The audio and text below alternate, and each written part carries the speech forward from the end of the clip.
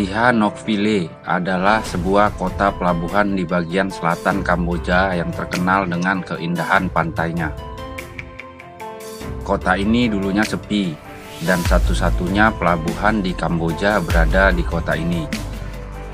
Namun sejak adanya The Belt and Road Initiative yang dipelopori oleh Presiden Cina Xi Jinping pada 2013 lalu, Sihanoukville dikenal menjadi titik fokus bagi investasi Cina di Kamboja. Ratusan ribu investor asal Tiongkok pun berbondong-bondong datang ke wilayah ini. Kedatangan mereka tidak hanya untuk berlibur, namun juga untuk berbisnis.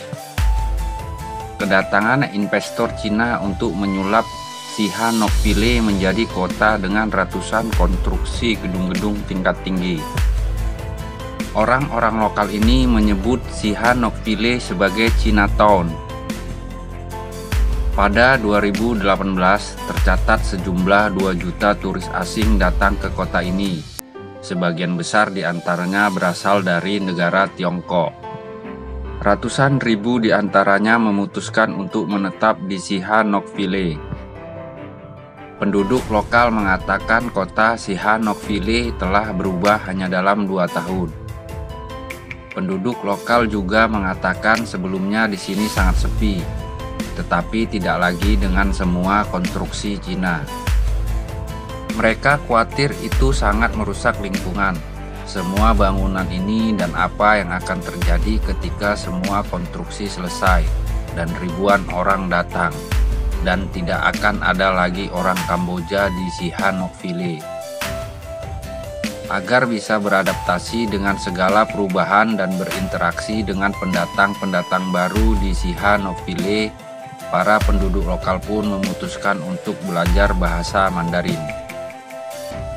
Kecepatan pembangunan di kota ini telah membuat banyak penduduk setempat terkesima.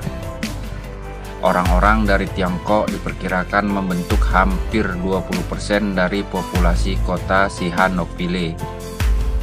Konstruksi bangunan selalu beroperasi hampir 24 jam setiap harinya. Proyek-proyek konstruksi besar yang dikelola investor Cina terlihat hampir di setiap area kota, dan jalan sekarang dipenuhi dengan bisnis dan restoran yang mayoritas dimiliki oleh orang asing. Di luar keindahan pantai dan keramahan warga lokal, Sihanoukville yang dulunya sepi kini berubah menjadi kota terang benderang yang memiliki sisi gelap. Di dalam gedung-gedung hotel mewah dan kompleks perumahan yang megah, terdapat aktivitas kriminal ilegal yang sedang beroperasi dan tidak dihiraukan oleh orang-orang sekitar. Aktivitas ilegal seperti perjudian, penipuan cyber, kasino, kejahatan cyber, hingga eksploitasi dan perdagangan manusia sudah bersarang di jantung Sihanoukville selama bertahun-tahun. Kota ini menjadi saksi bisu di mana 60 warga negara Indonesia yang menjadi korban penipuan lawan kerja saat itu disekap oleh sindikat kriminal di sana. Di Sihanoukville banyak investor asal Tiongkok yang ternyata sindikat kriminal yang menjalankan bisnis penipuan.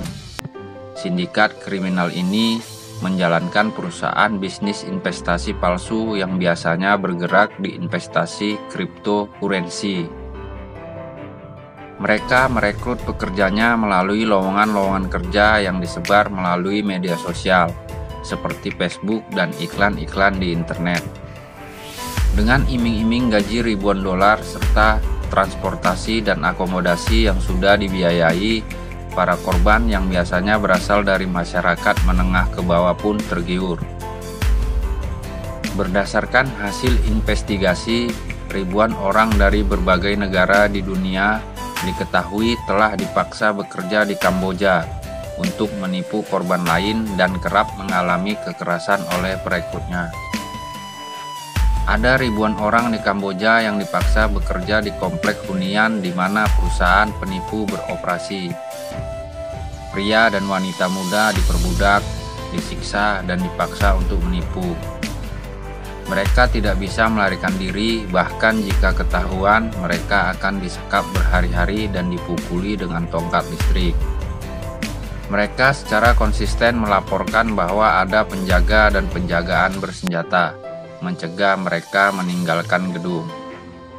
Masuknya investasi Cina secara besar-besaran telah membuat kota di pesisir pantai ini berkembang, dari kota yang sepi menjadi kota metropolis kasino yang berbahaya di mana kejahatan terorganisir dan korupsi berkembang luas tanpa pengawasan.